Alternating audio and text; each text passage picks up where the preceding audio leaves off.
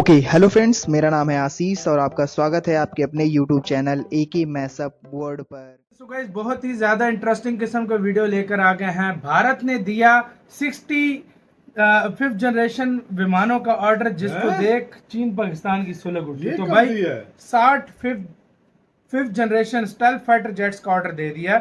ओ भाई साहब, ये रशियन मीडिया से भी बहुत बड़ा दावा निकल के आ रहा है और भारत से भी क्या सीन हुआ है सारा देखते हैं। बाकी पता है। और भारत ने तो अमेरिका को कुछ भी नहीं ऑर्डर दिया। अब पता नहीं अमेरिका को दिया किसको दिया, पूरा अब निकल के आया तो जानते हैं भाई। काउंट करते हैं 3, 2, 1।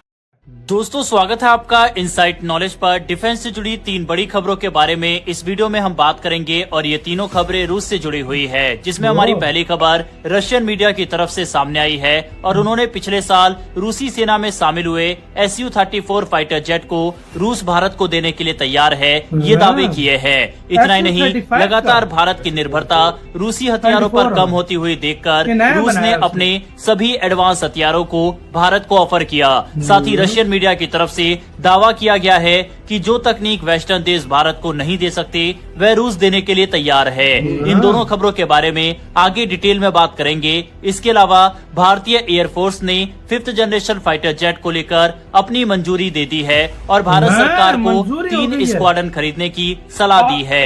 इन तीनों खबरों के बारे में इस वीडियो में डिटेल में बात करेंगे, इसीलिए वीडियो को अंत तक जरूर देखिएगा। साथ ही अगर आपको डिफेंस से जुड़े ऐसे टॉपिक में इंटरेस्ट है तो नीचे दिए गए सब्सक्राइब बटन को प्रेस कर बेल आइकन को दबा ले, जिससे हमारी डेली ऐसी वीडियो आप तक सबसे पहले पहुंच सके। तो चलिए शुरू करते हैं इस वीडियो को। भारत की वायुसेना यानी इंडियन एयरफोर्स ने सरकार को सुझाव दिया है कि देश को कम से कम 3 स्क्वाड्रन यानी करीब 60 5th जनरेशन फाइटर जेट्स खरीदने चाहिए। इसका मकसद ये है कि देश की हवाई ताकत को और मजबूत किया जा सके, क्योंकि हमारे आसपास के हालात दिन ब दिन तनावपूर्ण होते जा रहे हैं। चीन और पाकिस्तान की तरफ से लगातार खतरे बढ़ते जा रहे हैं और ऐसे माहौल में भारत को आधुनिक और अदृश्य यानी स्टेल्थ फाइटर जेट की बहुत जरूरत है। फिलहाल भारत के पास जो फाइटर जेट्स हैं वो 4th और 4.5th जनरेशन के हैं, जैसे सुखोई और Su-30 MKI, राफेल और तेजस मार्क 1A। ये जेट्स बेहतरीन है, लेकिन चीन के J-20 स्टेल्थ फाइटर जेट और पाकिस्तान के J-10C जैसे आधुनिक फाइटर जेट के मुकाबले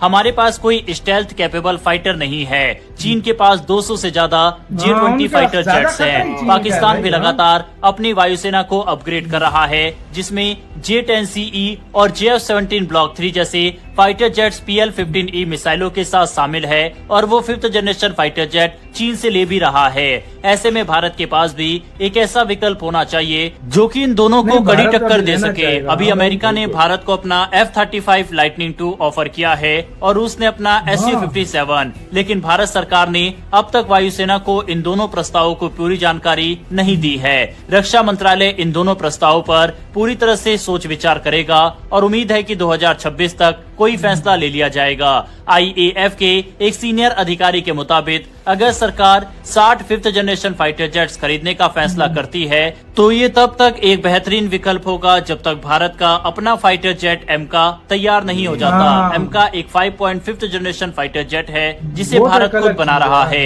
लेकिन इसकी टेस्टिंग और ट्रायल अभी जारी है और इसके बनने में कम से कम 2030 तक का वक्त लगेगा। ऐसे में फिलहाल बाहर से फाइटर जेट्स खरीदना एक प्रैक्टिकल फैसला होगा। भारत के पास अभी राफेल और सुखोई जैसे दमदार फाइटर हैं, जिनमें मिटियोर और अस्त्र मिसाइलें लगी है, लेकिन स्टेल्थ फाइटर की अपनी अलग ही जरूरतें हैं। ऐसे में अगर सरकार जल्दी फैसला लेती है तो इससे भारत की हवाई ताकत कई गुना बढ़ जाएगी और चीन पाकिस्तान को करारा जवाब भी मिल जाएगा। दूसरी तरफ रूस की सरकारी मीडिया संस्था स्पुतनिक इंडिया ने हाल ही में भारत के लिए सुखोई Su-34 फुल बैक लड़ाकू बम वर्षक विमान को एक बेहतरीन विकल्प के रूप में पेश किया है। ये प्रचार उस समय आया है जब रूसी वायुसेना ने 2024 के अंत में Su-34 के 5वें बैच को अपने फ्लीट में शामिल किया। इससे ये साफ है कि रूस अभी भी इस विमान को आधुनिक युद्ध के लिए पूरी तरह उपयुक्त मानता है। स्पुतनिक का दावा है कि Su-34 की गति,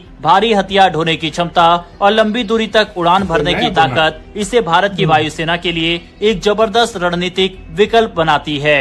Su-34 की सबसे खास बात इसका साइड बाय साइड कॉकपिट है, जो आज के समय के लड़ाकू विमान में बहुत कम देखने को मिलता है। इसमें दो पायलट एक साथ बराबरी में बैठते हैं, जिससे लंबी दूरी के मिशन के दौरान उन्हें थोड़ी बहुत जगह मिलती है हिलने डुलने या शरीर को आराम देने के लिए। भारत जैसे देश जहां कई बार वायुसेना को लंबे समय तक सीमाओं पर निगरानी या स्ट्राइक मिशन करने होते हैं, तो वहां ये डिजाइन काफी फायदेमंद साबित हो सकता है। इससे पायलट की थकान कम होती है और मिशन के दौरान उनकी सजगता बनी रहती है। Su-34 असल में प्रसिद्ध Su-27 फाइटर जेट पर आधारित है, लेकिन इसे विशेष तौर पर डीप स्ट्राइक, दुश्मन के एयर डिफेंस को खत्म करने, समुद्री ऑपरेशन और लंबी दूरी के मिशन के लिए डिजाइन किया गया है। इसमें एक साथ कई तरह के हथियार ले जाने की ताकत है, जैसे कि smart bomb, anti ship missile, air to air missile और लंबी दूरी की क्रूज मिसाइल। ये करीब 8 टन तक का हथियार ले जा सकता है। इसकी मारक क्षमता लगभग 1100 किलोमीटर तक है, यानी ये बिना बार बार हवा में ईंधन भरे भी लंबी दूरी तक हमला कर सकता है। इसकी अधिकतम रफ्तार लगभग मैक 1.8 है, यानी ये फाइटर की फुर्ती के साथ बम वर्षक की ताकत भी दिखाता है। इसके साथ इसमें इलेक्ट्रॉनिक वॉरफेयर सिस्टम और पीछे की दिशा में काम करने वाला खास रडार भी है, जो दुश्मन की घात लगाकर होने वाली कार्रवाई से इसे बचाता है। Su-34 को इस तरह से तैयार किया गया है कि यह धरती के करीब उड़ते हुए रडार से बच सकता है और दुश्मन की सीमा में घुसकर सटीक निशाना लगा सकता है। इस विमान की ताकत को रूस ने सीरिया और यूक्रेन में इस्तेमाल करके साबित किया है, जहां इसने दुश्मन के खिलाफ क्रूज मिसाइल और स्मार्ट बमों से सटीक हमले किए हैं। रूस का मानना है कि भारत भी अगर अपनी लॉन्ग रेंज स्ट्राइक क्षमता को बढ़ाना चाहता है तो Su-34 उसके लिए एक भरोसेमंद और रणनीतिक रूप से फायदेमंद विकल्प हो सकता है। भारत पहले से ही सुखोई Su-30 MKI का सबसे बड़ा ऑपरेटर है और Su-34 भी उसी परिवार से आता है। दोनों विमानों की टेक्नोलॉजी, मेंटेनेंस, पुर्जे और ऑपरेशन में काफी समानता है। इसका मतलब है कि अगर भारत Su-34 को अपनी वायुसेना में शामिल करता है तो उसे ज्यादा नई ट्रेनिंग या इंफ्रास्ट्रक्चर में निवेश करने की जरूरत नहीं पड़ेगी। इससे समय और पैसा दोनों की बचत होगी। वहीं Su-34 की एक और बड़ी खासियत है इसकी बहुउद्देश्य क्षमता। ये सिर्फ बॉम्बिंग के लिए ही नहीं, बल्कि दुश्मन के रडार सिस्टम को खत्म करने, समुद्री जहाजों को निशाना बनाने और तेजी से हमला करने जैसे कामों में सक्षम है। यही वजह है कि ये विमान भारत के लिए सिर्फ एक नया जेट नहीं, बल्कि एक मल्टी रोल हथियार प्लेटफॉर्म बन सकता है, जो देश की रक्षा को मजबूत बनाएगा। पश्चिमी देशों के विकल्पों जैसे अमेरिकी F-15E, स्ट्राइक ईगल या फ्रांसीसी राफेल की तुलना में Su-34 की कीमत भी काफी कम है। मजे के साथ हो यार, वीडियो खत्म। तो भाई साहब ये थी अपडेटें। भाई अंदाजा लगाओ भाई आप,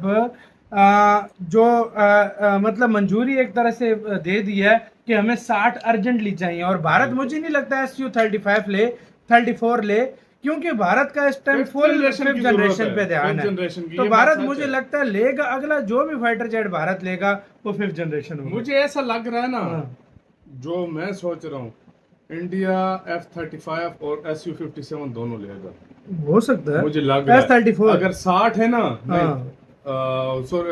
Su-57, हाँ Su-57 मुझे भी Su-57 और F-35 बिल्कुल बिल्कुल, मतलब शायद दोनों आधे आधे 20-30 F-35 ले ले और 20-30 जो है ना भाई कुछ ना कुछ भारत कर रहा है, जो इंडिया क्योंकि 60 की मंजूरी दी है, मतलब 3 स्क्वाड्रन, मतलब एयरफोर्स ने बोला हमें 3 स्क्वाड्रन चाहिए, मतलब 60-62 जेट बनता है। ये उस टाइम तक कहते हैं मिल भी जाएंगे जिस टाइम तक M का इंडिया का रेडी होना स्टार्ट होगा।